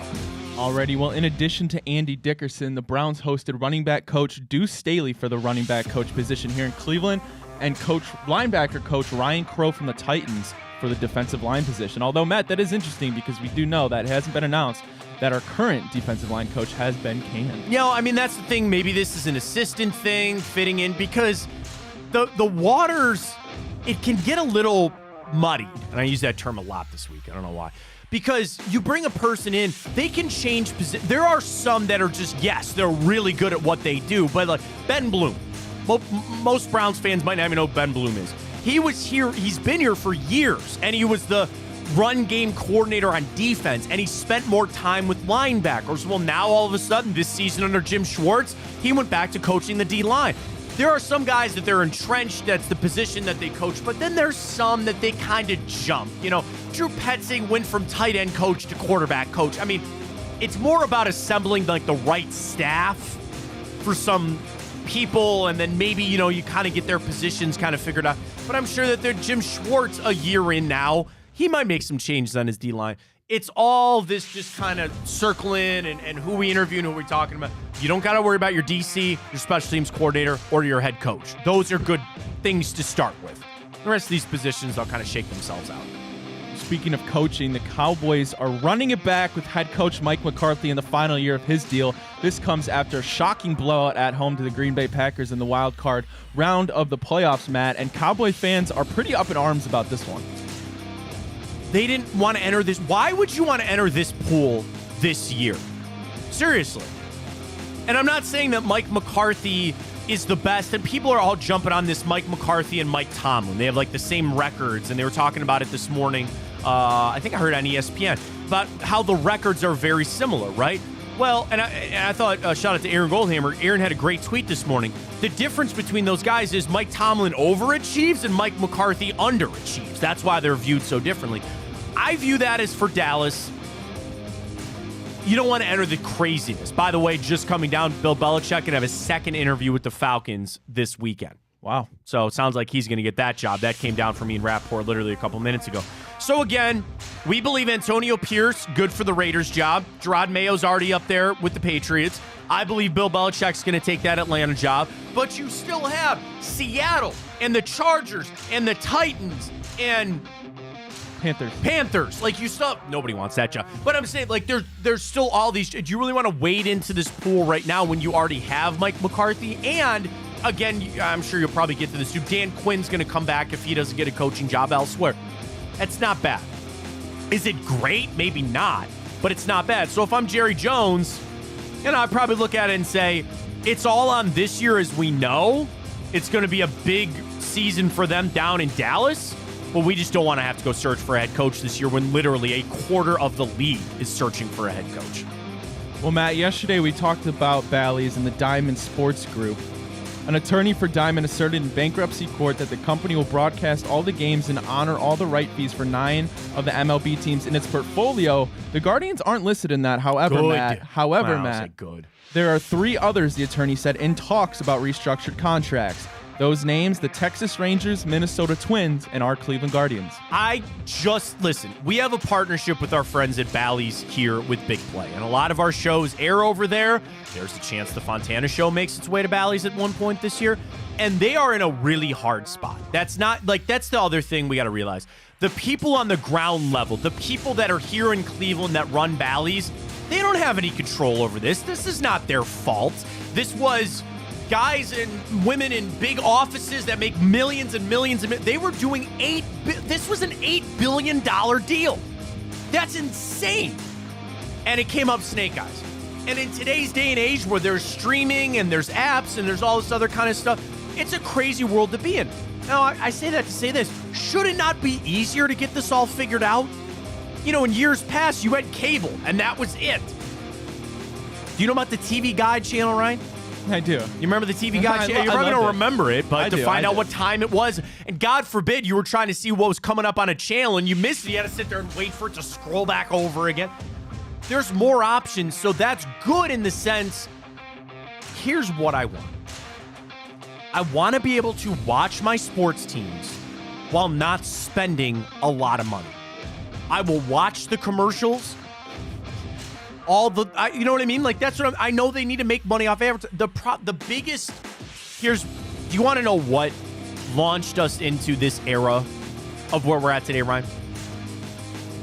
These people are now making money off subscriptions, which are easier than advertising. You are guaranteed, and I know people can unsubscribe and things like that, but instead of having to go out and sell advertising to these $1 million, $1 billion corporations, you can just charge a subscription. And everybody's got one. And everybody raises them every year. So they're going towards that model. I will tell you this. I would love, and it's no different than when you paid for cable. That was like a subscription for cable. The thing is, it is now impossible for you and me, the average Schmo and Joe, to get what I want in one place. If I really want to watch what do I want? I want to watch my local sports teams. I pay for HBO Max. I've already got Amazon Prime for the deliveries from Amazon. I pay for NFL Plus. which I got to cancel, by the way. Good reminder. Thank you very much. Like, that's what I do. I'm not afraid to say this. Why would I? I cancel NFL Plus outside of the season. I pay for it for 5 months out of the year. September, October, November, December, and January. I guess I'm into February. Well, no, I'm canceling it next week, actually. So I'm 5 months. There it is. They get my money. I happily pay that. But to get everything I want, it's not all in one succinct place. And that's where the issues start to come in now. I just want to watch my sports teams, and I don't want to pay an arm and a leg. So whatever that plays out, simply, I would love them just to go to Amazon Prime. But the same thing, if Bally's is going to continue to operate, I already pay for Bally's. They're part of my cable package. I'll stick with Bally's too. That's fine. I just hope it gets figured out. And the clock's ticking, man. Pitchers and catchers report in like 20 days. Clock's ticking. I hope it gets all figured out soon. All right, lastly on the morning update, it was announced a few months back that Usher is going to be the halftime show for this upcoming Super Bowl, but now the full lineup has been announced. Reba McEntire will sing the national anthem. Post Malone will sing America the Beautiful. I'm in for that. And Andra Day with Lift Every Voice and Sing. Very interesting. I mean, this is massive. Do they have to pay, like, so the halftime show, they got to pay the NFL to do that. I wonder if they have to do the same for that. And I think Rock Nation had a lot to do with this too. So there's always deals that get cut and there's sponsorships and that kind of stuff. I think that's great. I'm really excited. The thing is, do you actually watch the halftime show? Depending on who it is. I don't. I never do. Like, I watched when it was like Eminem. That Dr. one Dre. was awesome. Yeah, that was cool. One was great. I watched The Weeknd's. That one was terrible. Katy Perry a couple of years ago. Yeah. Here, I'm going to Google this real quick. Super Bowl. Rihanna's was okay. That was okay. The only thing is everybody's waiting for her to announce that she was pregnant, and then she did, right? Was that not that year? I think what it was people, like, she looked pregnant again, and people were like... Yeah, but then she announced that she was pregnant. Oh, okay. Didn't she like rubbed her belly or something? I don't remember. So last year was Rihanna. The year before, Dre, Snoop, Eminem, Mary J. Blige. That one was awesome. Then it was J-Lo. The Weeknd was 2020. Then Shakira, Jennifer Lopez. Yeah. Which was weird. Yeah. On that Shakira thing. Yeah. I don't want to do it. Oh, I like that. You know, when she was doing all that kind of stuff. That one was weird. I personally love that one. 2019 was Maroon 5. Not great. Justin Timberlake 2018. That was okay. Lady Gaga in 2017. Coldplay in 2016. There was no way that Katy Perry was 9 years ago. I thought it was like 2 years ago. No, because I don't even remember. Because I don't even remember that. Really. You don't remember she came out on the giant, like, was it a unicorn or a giraffe or something like that? Holy cow. All right, Bruno Mars and the Red Hot Chili Peppers. The problem with that one, remember, they got outed for having their guitars unplugged. And the NFL was like, dude, we lip sync everything. Like, you're not going live on this. They don't care who you are. You grab a mic with all those people there and they say something they're not supposed to say. It's all lip sync. Beyonce, Beyonce, dude. Can you believe that this was 11 years ago? Beyonce, and they brought back Destiny's Child. As a child of the 90s, I loved that. That was great. I was a big fan of that.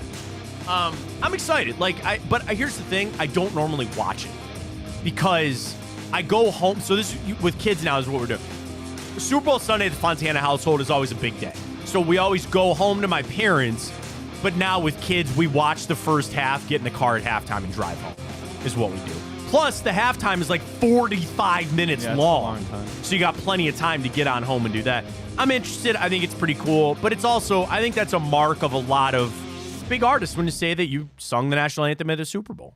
You know, or something big like that. NBA Finals, things like that. So I think that's pretty cool. I think that's good. And I do think the NFL does a better job than not of getting stars. The thing is, how is it not Taylor Swift? She's probably too busy. Well, she can be watching, maybe she'll be watching Travis Kelce in the Super Bowl. I hope not. Maybe he may. I don't know. Will you? Let's get back into the Cavs. So the Wine and Gold got a nice win last night over the Bucks, and I'm trying to be tempered on that. Am I wrong for that, Ryan? The fact that you beat the Bucks, that you didn't have Giannis. Am I wrong to sit there and say it was a win? But no, you take that for what it is too. They beat blowing them out. I get it, but they beat the team without their two-time MVP, one of the top 3 players in the league for like the last 6 years, and a guy who can truly. There's not a lot of guys where you can look at 40 points is one thing, but like 20 points, 10 points, there's a core select group of superstars that immediately erase that deficit. And Giannis is one of those. Right. When you think about the Cavs, have you changed your expectations at all? What do we want in preseason? Top 4 seed and win a playoff series. I still think that is very attainable. They're certainly there right now. And I got to tell you, even the stretch without Mobley and Garland, I feel better about where this team is at, but I don't change anything. I really don't think this team's going to be in the Eastern Conference Finals. I could be wrong on that, but I don't know. I still have the same view of this team as I did prior. Now, you went through some bad streaks, which I think helps grow and get a little bit better. Ryan, I got to tell you, I'm still a little paralyzed on what this team is going to look like when they get everybody back. Yeah, you have to be, because you haven't seen them win really with that core group out there that we expected to be out there from the jump of this season. So you have to temper those expectations. But I would say it's still got to get out of the first round or bust 100%. There's going to be changes. There's no way around it. If not, if they have another first round bounce or God forbid miss the playoffs, although that's not how it's looking to pan out, it's a total failure. I think Kobe Altman's job has gotten a lot harder too, because you've seen what this team looks like with all 4 of your stars. It's good, but then you also see what they look like when they're separate, and that's also very good. Now, these are good problems to have. And you could just write it up as simply to say, okay, we've played some really bad basketball teams without Mobley and Garland. Let's not overreact to that. But the question is this sustainable from a scheme and X's and O's basketball standpoint? Can you keep doing this with the salary cap?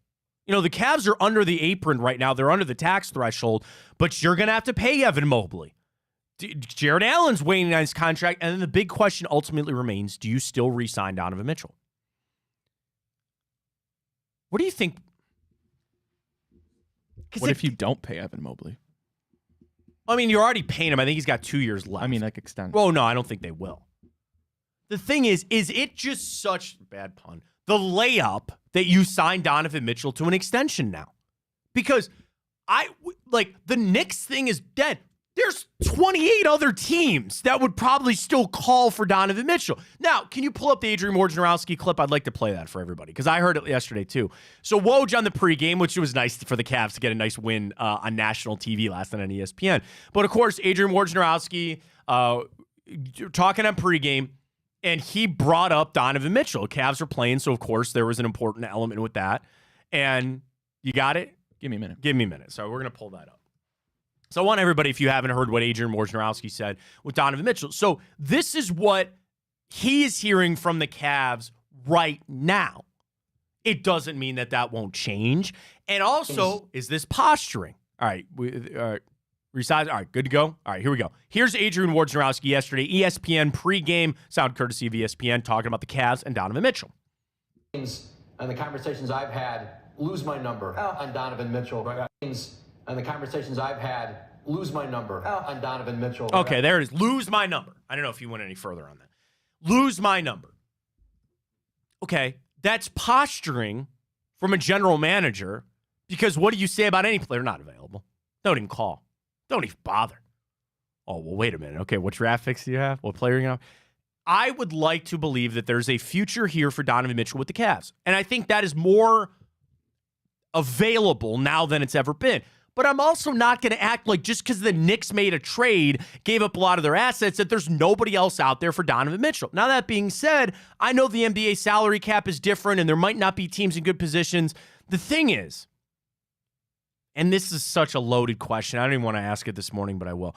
Would you pivot the future of the Cavs from Darius Garland and Evan Mobley to Donovan Mitchell? Is that something that you would do?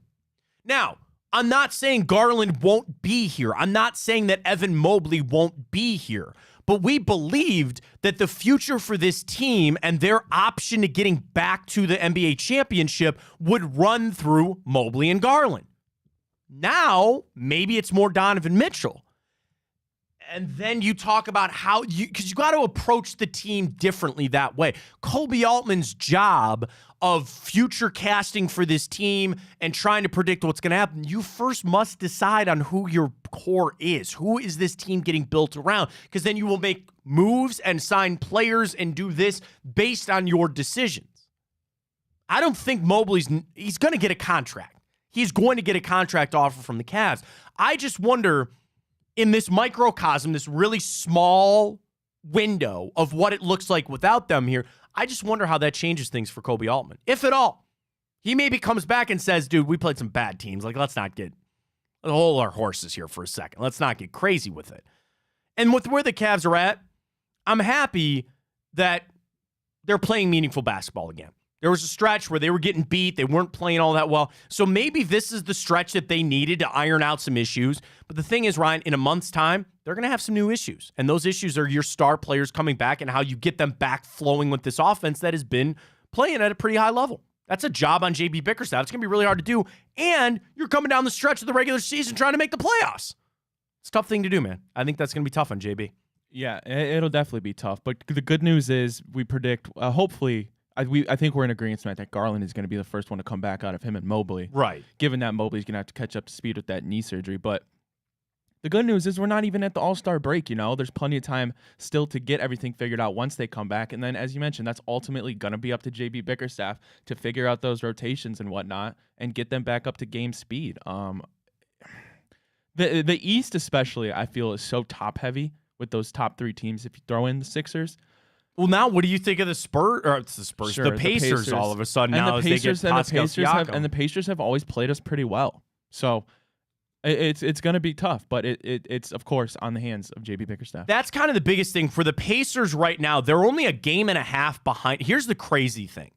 From the 4 to 7 seed, you are separated by a game and a half. There is 4 teams within a game and a half of one another. You're 2 games behind Philly for the 3 seed. Here's the thing. If I told you it was going to play out Boston, Milwaukee, Philly as your top 3, I think we'd all kind of buy that, right? Then you get to the Cavs, the Knicks again, which what if we had to see them again in the first round? I actually kind of like that. Good. You know what? You're right. I kind of like that. I kind of like that. You get that anger going a little bit. You know that they spited you, and just pour some dirt back on that Donovan Mitchell thing. If you want Donovan, get him super motivated. I've been telling him all week, they didn't want you, man. They didn't want you. He might drop 80. I would love to see that. Then the Heat at 6, which I don't know. Are the Heat good? I ask that every year. I ask myself that all the time. I feel like they're banged up. Are they good? They're really hurt. Then the Pacers are the 7 seed, which again, you would believe that they're going to get a lot better. We'll see. The Magic have certainly come back down to earth. Bulls, Hawks don't scare me at all. I think the Pacers would be the biggest threat for the Cavs coming up to that 4 seed. I don't see Miami, and I just think the Knicks are just they're just there. You know what I mean? So when you look at the rest of the East, and then even for the projected future, right? For the next 3 to 5 years, I don't think Boston's going anywhere. Their guys are signed. What Giannis does with Milwaukee, I know he's under contract, but like he's already started to put a little pressure on them. And what did they do? They went on got Dame Lillard. Okay. So you believe they're going to be pretty solid. I think Philly, can I get you a hot take? Joel Embiid will not be playing in Philadelphia in 3 years. Yeah, hell no. He'll be out of there. So you believe they'll come back down to earth. And the Cavs could be sitting there looking pretty good. They're pretty good about their core guys. They got to sign them up, though. They got to get some of these deals done. We'll see. All right, let's get to our typical boost. We'll mention it again at the end of the show. We are going to do NBA tonight. This is just, we need to see one go through. That's what we need.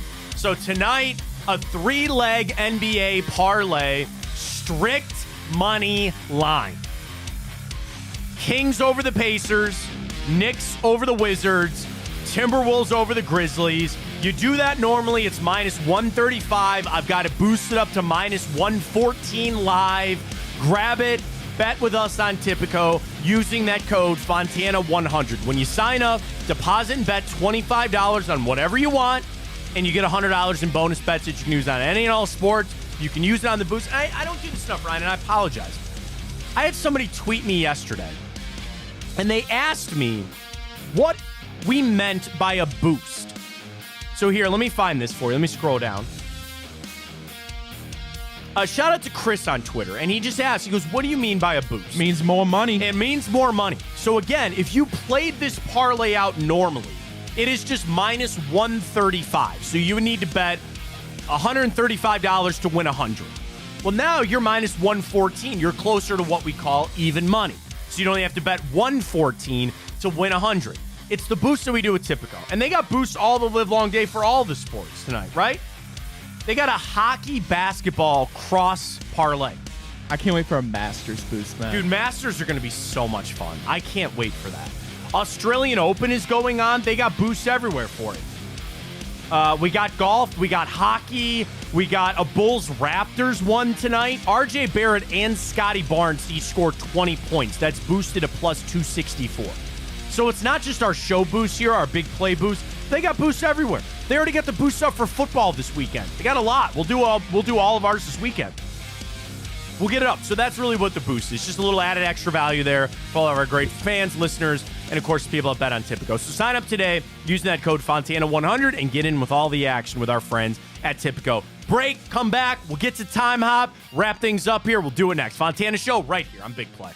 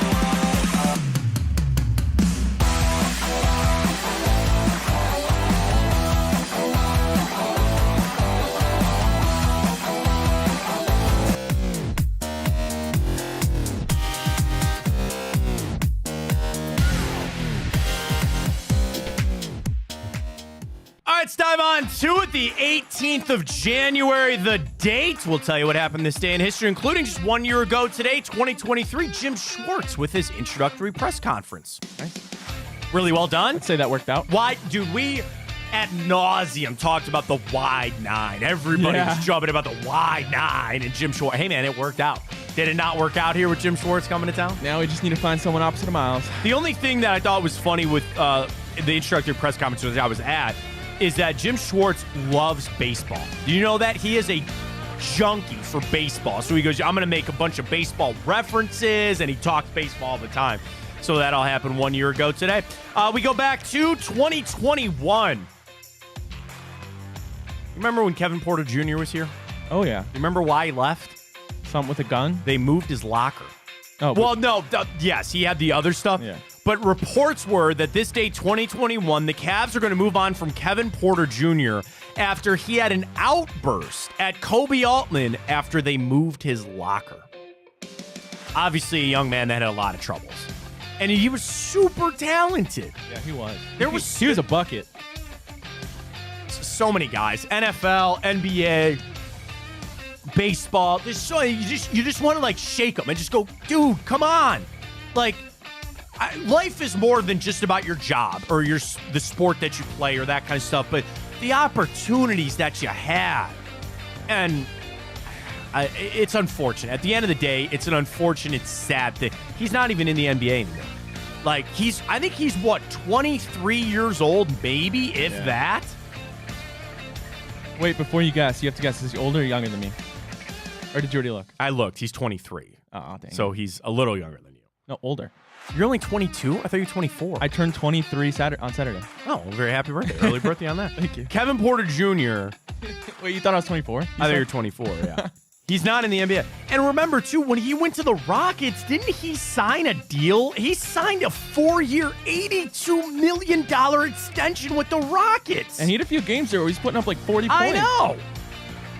Traded away and then waived, and it's sad. It's a sad state no matter how you want to look at it with Kevin Porter Jr., and he reportedly left the Cavs this day 2021 after the locker room.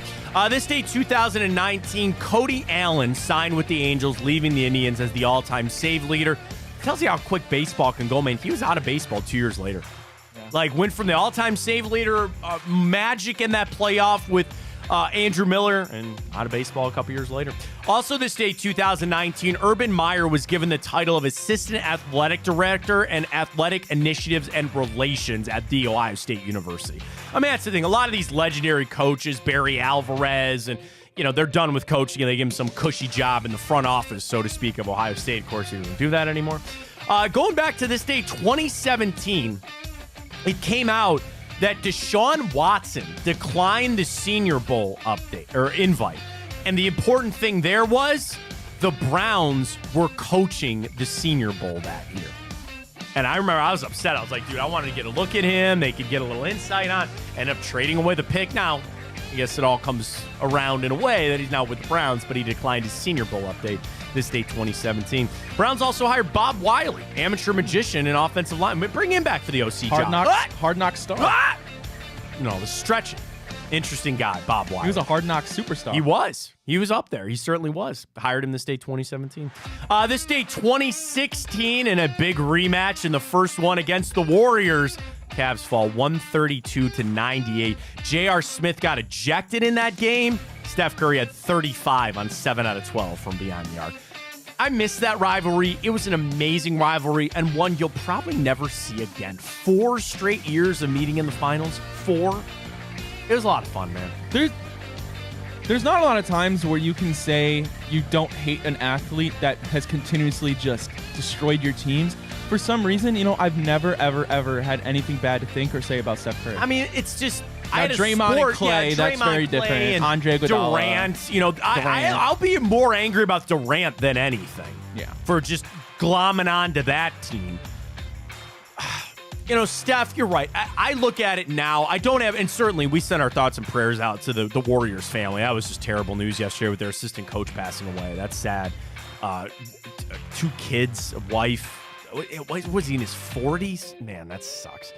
But for the Warriors, that was a lot of fun of that era of basketball, the back and forth. But it was kind of, you're right, there wasn't like venom for Steph, but you wanted to beat him. You wanted to beat him so bad. But the thing was, the Cavs gave them everything that they could, too. That's why it was so fun. I know they won 3 and we only won the 1, but we won the one that maybe mattered more. We should have won the one the first year they won. I don't know. But that you'll never see anything like that again in the NBA, ever. It's too diverse. And don't forget, it got set up that way because the rest of the East was not good. The West was very good. But the East, the Cavs pretty much dominated. And LeBron, even on his worst days, was the best player. I miss the LeBronto era when he would just go into Toronto and just kill him. Throttle him. Doing it with lesser guys. It was a fun time. This day, 2015, Patriots beat the Colts 45-7 in the AFC Championship game. Ryan, why am I bringing that game up? Is that the game with that atrocious punt call? No. What year? 2015. That was when Luck played? Does that have to do with something with the Browns? Yeah, it's something to do. No. Oh, the ball's deflated? Deflategate. That was Deflategate. This day 2015. Where I didn't even remember the line. Was it? Oh my God. Was it DeQuell Jackson? It might have been. It was a linebacker. I think it might have been. He picked the ball off and he goes, well, wait a minute. And they found out Tom Brady had deflated balls. Footballs. Calm down. Is that why Giselle divorced him? I don't know. I mean, at the end of the day, I know that they have to have rules that they need to be able to make it as even of a playing field as you can. Is it really that big of a deal that the PSI in the football wasn't up to stand? I don't know. I guess when it's the Patriots, it's I guess, deal. And they hammered him for that, and it is what it is. Also, this day, 2015, Kyle Shanahan officially left the Browns and was hired by the Atlanta Falcons. One of the biggest let-goes that you had. He could have been here. He put the PowerPoint up. I don't know. We'll see how it goes. This day, 2013, Mike Lombardi was hired as the VP of Player Personnel by the Browns. That was that Banner era where the Haslams took the team over. They gave him Joe Banner. Dude, I can't tell you how many stories about what a snake Mike Lombardi was. I never met the guy. I think I interviewed him once. I don't know, but I had a lot of people tell me because he was here in the 90s. He was here with the Browns in the 90s. And there were people that were not uber complimentary of Mike Lombardi when he got hired by the Browns this day, 2013. Going back to 1996, Major League Baseball approved interleague play. Now, I do tell you, I love what they did. You play everybody, and you rotate on through. It's how you grow the game. It's how you get your stars here. I don't need to play the Detroit Tigers 21 times in a season, okay? Cut that back. I want to see the Dodgers come to town every other year. I want to see the Mets come to town every other year. There are teams. I like how they've done it. I really think that's a good thing to do with the interleague play. A very important one this day, 1958. Willie O'Ree took the ice for the Boston Bruins, breaking the color barrier, and the NHL was integrated this day, 1958, as Willie O'Ree became the first black player in NHL history. Shout out Willie. There it is. This day, 1950. I don't think you'll ever see this happen again. Because Indians ace Bob Feller went to the team and said he should get a pay cut. For the 1949 season, Feller went 15-14. And they cut his salary by $20,000. He received $45,000 for the 1950 season. Now, I'm remiss. I should have looked this up earlier. I'm going to do it quick. What did Bob Feller do in 1950? So here, stats, info. So in 1949, he went 15-14 with a 3.75 ERA. He struck out 108 while walking 84. In 1950, he came back to make the All-Star team, went 16-11, 3.43 ERA, strikeout to walk ratio was actually a little worse. So he was better, but not a lot better. Could you ever imagine a player going to his team and saying, yeah, I deserve to take a pay cut? Now, there are guys that the team goes to them and says, hey, you got to take a pay cut, and if you want to stay here, you better do it. But to tell the team that you want to take a pay cut, I don't think that'll ever happen. You think Shohei will ever do that with the Dodgers? No, I think I deserve a pay cut. The modern day version of that is kind of what Jose did. Not a pay cut, but took a less than he could hometown discount. Right, that's exactly it. But in the season or in between seasons, I don't think that'll ever happen. Happy birthday goes out to former Browns linebacker Tank Carter. 1 year crazy Brady Anderson. You know that, right? 50 home runs and never did it again. Hall of Famer Julius Peppers, former Browns offensive lineman Drew Forbes, T. Higgins, Dave Bautista, the wrestler, Jonathan Davis of Korn, Jason Segel, and Kevin Costner. When I say Kevin Costner, what role comes to your mind? I just Tin have Cup to say for me. Draft Day. All right. It's so dear to my heart, obviously. Outside of that, Tin Cup for me. I've never heard of that. You never heard of Tin Cup? No, It's a good flick. You're not a golfer, though. not really. Yeah, so that's probably what. Have you seen Waterworld? No. Oh, my God. So Waterworld, Kevin Costner, Dennis Hopper, at the time, it was the most expensive movie ever made, and it was also the biggest flop ever financially. The quick synopsis is, due to global warming, all the polar ice caps melt and the entire world is just covered in water. And Kevin Costner plays the lead role. It's an interesting movie. I watch it when it's on. It's not great, but Kevin Costner with that. Of course, Dances with Wolves is there, and draft it. Yellowstone. Making a bajillion dollars off of that. Love, my mom. Sure all the moms in their 50s love Yellowstone. I can only imagine why. All right, a couple movies and TV shows for you. This day, we start 2008. This movie has spawned several sequels. And it is I think it's an alien movie, but it's really a monster film, in a way. And this launched, in a way, the career of this director, who then went on to do a lot of... I think I know it. Okay, you got it? Is it director James Cameron? No. Oh, then I don't know. No. This guy, again, really he got put on the map for this movie because he directed it. Michael Bay? No. He then went on to direct a movie that I watch all the time, and I actually just watched it last night. I was not at your house last night. No, so you were doesn't not. Help me. Well, what's one of my favorite things in this world? Halloween? No. Close. Batman? Who directed the last Batman movie? Oh, Christopher Nolan. No. Oh, Matt Reeves. Matt Reeves is correct. He directed this movie with J.J. Abrams producing. Oh. This is a found footage monster film. Yeah. Oh, I don't know what it's called, but I can picture it. Is it about a group of kids? I've never seen it, so I don't know. Like teenagers? I think so, because like Lizzie Kaplan is in it. Yeah. I can see it, but I couldn't tell you what the... Once you say it, I'll know it. But I don't... Cloverfield is correct. So that came out this day, 2008. All right, this one might be a little harder for you. So we go back to 1960. Wait a minute. This was on my list, but now that I look at it, it did not come out. Why has this been happening to me so much lately? All right, we're skipping that one. All right, final one. I got this one. I know what it is. It's a TV show. Came out this day, 1964. I'll give you a layup. Moving on up. The Jeffersons? The Jeffersons is correct. The Jeffersons is correct. This day, I'm just making sure. 1975. Did I say 74? 1975 for the Jeffersons. Oh, you said 60. Did I say 60? Why am I so thrown off on this one?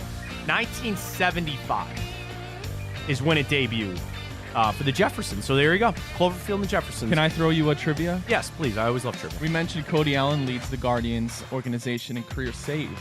How many in the top 5 can you name? Bob Wickman. It's 2. Emmanuel Clase. 5. Eric Plunk. No. Paul Ossenmacher. No. No. Jose Mesa. It's 6. Andrew Miller. No, I don't think he got enough saves. Wow, saves. Okay, wait. Okay. Mike Jackson. It's 7. Mike Jackson. It's not Eric. You're missing 3 and 4. 3 and 4. Dennis Eckersley? No. 3 and 4. It's not Wickman. He's 2. I know. So that's what I'm saying. Are they like way back in the 70s? One might be the guy at number 4 is moderately recently, like modern era, like 2010s. How many turns closer? Huh.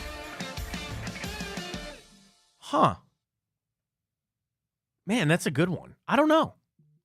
Number 3, Doug Jones. Oh, Doug Jones. I should have got that. And then yes. number 4 is just flat out hilarious. Chris Perez. Oh, that's right. Mr. Weed Dog Man himself, Chris Perez. Gosh, I should have gotten that one. That's a good trivia. Well done on that. I like it very much. All right, great stuff with Time Hop. We'll wait to see more on this Browns OC position. So again, they have their first interview. It's the first of what we believe is going to be many. But I wanted to update our Twitter question this morning, Ryan, because I think this is a little interesting to see where the fans kind of come out. How important do you believe the Browns OC hire is going to be extremely, moderately, or not very. 55% of the votes say it's extremely important. 34% say moderate. Only 10% say not very important at all. I'm going to look at it, and I've continued to say, I think this is a massive hire for the Browns. And now they've just started off in a different round, right? They're off to a different start, right? Where they're going with a guy you really haven't heard of. He's an offensive line guy. I still, to this day, Ryan, maintain this hire is about Deshaun Watson. And when they're sitting down interviewing these guys, the questions have got to be, what can we do better on offense for Watson? I know people freaking out about the pre-snap motion, all that. You've got to look through every bit of the lens to say, this has got to be fixing Deshaun Watson. That's got to be it. How those questions get answered is going to tell you who your next OC is going to be. I'm not giving up play calling for Kevin Stefanski. Excuse me. I don't think that's the right thing to do right now. But that is going to limit your pool. When it gets circled around the league, which I'm sure it's going to be already, or even just the fact that you're interviewing with a team that has a head coach that already called plays, that is going to limit your pool. That is going to limit your scope. And nobody ever wants that in a hiring process. You want the most amount of candidates. You want them. Do they have to put a resume in? Do you imagine if they sit down, do they have to bring like a printed resume? I don't know. I was thinking about that. I would want someone like a Greg Williams. Like, I want to know what that process is really like, down to like the details, like how they reach out to them, how they reach out to the team, and the process of it all. There is. And I mean, that's like, there are channels. You got to talk to the team, this and that. And I'm sure in the NFL circle, like there are coaches that have LinkedIns and that kind of stuff. Going through the job change that I updated my resume. Now, I didn't do an official interview. Like I sit down with Dave and Ken when I started here at Big Play. But it was never like a, hey, can you give us... Actually, you want to know what? I sent them a pseudo resume. I did. I sent them my radio resume of basically, here's all the shows that I've done. Here's clips of the shows that I've done. Here's me on ESPN, all that kind of stuff. So I have done that. But in the sense of like a true resume, I can't tell you the last time I've actually printed one. Yeah, I mean, I haven't touched... Remember in college, that was like the biggest thing. They'd have worked, and granted, that's different. You're applying for jobs out the butt and, you know, all that kind of stuff. But I got to tell you, Ryan, I don't think I've ever sat down for a true job interview. Yeah, I mean... Really, I'm blessed to say about what we do and what I do, and maybe that'll change. I don't know. Maybe that'll change in one day. I don't know. But I've never actually sat down in like a true job interview where like I had 5 printed resumes. I interviewed for the internship at ESPN Cleveland, dude, 14 years ago. I did that. So I actually did that with ESPN Cleveland, obviously, and Big Play, and I obviously got both. But I chose Big Play. I did not know that. I didn't know you applied for the internship over there. They offered me the spot, but ultimately I came. Well, then here we are. All the roads lead on back to Big Play. Absolutely. That's there it is. There it is. Remember in college, you used to always said they had workshops to come spruce up your resume. Yeah. The biggest thing that I remember, which I'm sure things have changed in 15 years, that it had to be one page. Don't ever let your resume bleed over to a second page. You put your best stuff up top. You make your name big and bright. You put your address, your phone number, your email. You put, and always at the bottom, references available upon request. And I've been references for other people for other jobs. But yeah, does Andy Dickerson got to sit down and go, all right, Kevin Stefanski, here, and Andrew Barry. Here's what Pete Carroll said. Yeah, here's what I've got references available. But what happens if you run out of resumes and you're like, oh no, can you guys share that resume? Is that how that works in the NFL? I don't know. It's got to be. It's all digital now. It's all. I mean, what are they? But as they bring these guys in, all the questions, in my opinion, are really going to be turned towards Deshaun Watson. That's funny, man. I never thought about that. Like, if I did in a parallel universe decide to go with ESPN instead of where would we be? I would have met you earlier. I don't know. Probably. You probably would have met me earlier, but maybe you would not have been here. Exactly. Who knows? I had a professor talking about college again. I had a professor, and I think about this all the time. Life is all about timing. Oh my God. Literally, life is all about timing, about relationships, the people that you meet, your job, your life, your family. Life is so much about just timing. And I'll say this. Even if there's not a spot open or you don't even know if there's an opportunity available, just keep reaching out and connecting with people. When I applied for the Big Play internship, it was really the first time that they offered that. And I didn't even know it was a thing. I literally knew Nick. I knew Nick from, we grew up around each other. Okay. And I emailed him. I asked, have you guys ever thought about doing internships? I knew Nick from ESPN Cleveland because Nick was there for a long time. And then, not a long time, but he was an intern. I think he even got to a part-time role. But yeah, man, it's funny because that will take you a lot of places. It's the people that you know. It's the network that you build. And, again, going through a job change like I did, that was a real kind of shock to my system just because I was 34 and I had never really gone through anything like that. But I leaned back on my network. To be honest, even just like a quick conversation, coming over here to Big Play, I knew Ken. I knew Ken from ESPN Cleveland. Dave had people that he knew that I knew. And then I knew Padone, and I'd followed Cody on Twitter for, like, it was just all this kind of funny stuff, how it plays out. And the NFL is the same exact way. All these guys are connected in some way. They have a coach that they work together. They have a family member that they know. And the other thing, would you say that Kevin Stefanski's hirings have gone really well? Because for a good chunk of his time, it was status quo with his coaching staff, right? But the hires that he has made, most namely Jim Schwartz and Bubba Ventrone, they seem to be slam dunks. Like, they seem to be an amazing thing. And I am of the belief that this is still Kevin Stefanski's decision. Paul DePodesta is there, and I'm sure Andrew Barry is interested, but this is still Kevin's staff. As we went back to when they hired Jim Schwartz, what did Kevin say? This is my staff. These are my decisions. But I got to tell you, I think his hirings have gone extremely well.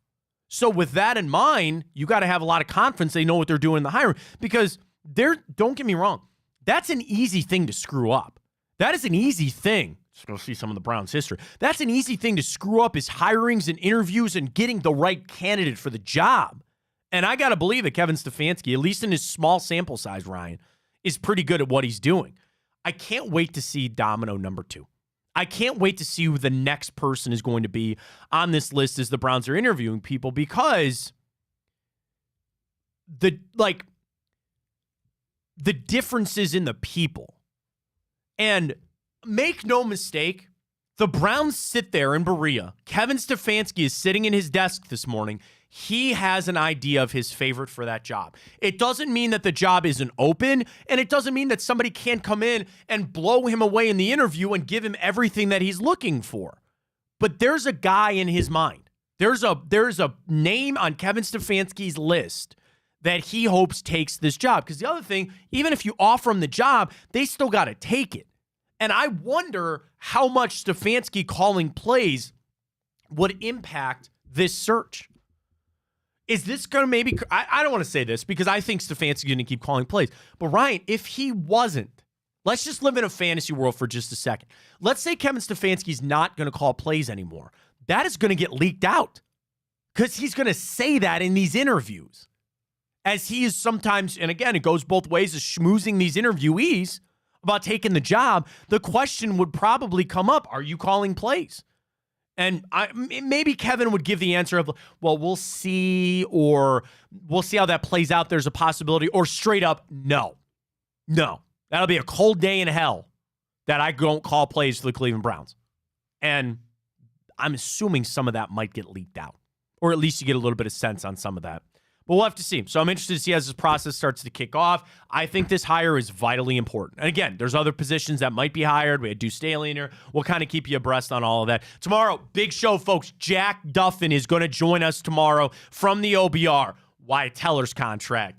What do we mean for some of these other signed guys? And yes, Deshaun Watson's deal. There are a lot of guys on what might happen this offseason on restructuring and extension for Nick Chubb. So Jack is going to join us. I believe we're shooting for 9:30 with him tomorrow. So I'll let you know exactly where that happens. He said perfect. Got right back to me. Perfect. 9:30 tomorrow. Jack Duffin of the OBR is going to join us. Great stuff with him. You're not going to want to miss that. Coming up later today, we do have a new version of Booby's World tonight with Rafa and Booby talking about the big Cavs win tonight. So get that at Big Play. And at noon today, Chico starts. He's having Chris Fedor on from Cleveland.com. So check that out with Chico from noon to 2. Ryan, wrap it up one last time. Good luck. Come on now.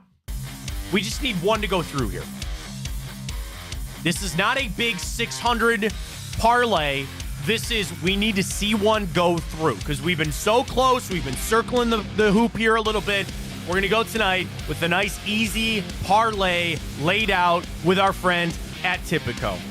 Get signed up. Use that code. Tipico Fontana 100 is the code when you sign up. Deposit and bet $25. Code Fontana 100. you get 100 in bonus bets. We need the Kings a winner tonight. We need the Knicks a winner tonight. And we need the Timberwolves to be a winner tonight. Comes out to about even money, a little less than that. But, Ryan, we just need to see one go through. Sometimes you just got to see it go through the basket. That's it. Just and get you the on a roll. juices flowing a little bit. So that's up at Tipico. Get signed up. We love our friends at Tipico. And, dude, do we have a weekend geared up for football, playoff football this weekend? Do you want to do a 4-leg parlay of all the games? I think we have to. I think we have to. So line that up. We'll get going this weekend with our friends at Tipico. Get signed up. It's going to do it for us today again. Jacked Up with us tomorrow. Chico coming up at noon. Booby's World tonight. Locked and loaded right here on Big Play. Enjoy the rest of your day. Watch the snow, folks. It is supposed to be treacherous tonight. 8+ inches. Really? Give me bad. So you're telling me I have to leave my house by 7? Or you just cozy on up in that corner over there and sleep. I might as well. How many times in my life do you think I've slept at the station? 5. 4. Close. Pretty close. Pretty close. Pretty close. But I've had to do it. So I'm not telling you what you need to do or not, but be prepared. Get ready to go. We'll talk to everybody on a Friday edition of the show. Same bat time, same bat channel. For Ryan Tyler, Eastsider, and Treacher in the Snow, I'm Matt Fontana. And as always, take it easy.